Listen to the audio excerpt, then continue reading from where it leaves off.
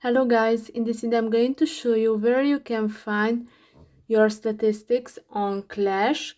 But first I wanted to tell you that don't forget to subscribe, because at 10,000 subscribers I'm going to show you my YouTube revenue statistics and my growth strategy, how you can make money online. So first open the Clash app. After that click on your profile.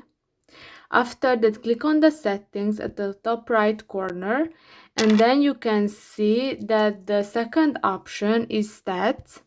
Click on that, and now you can see how many followers you have, how many people are you following, your content regarding how many posts do you have, and how many plays.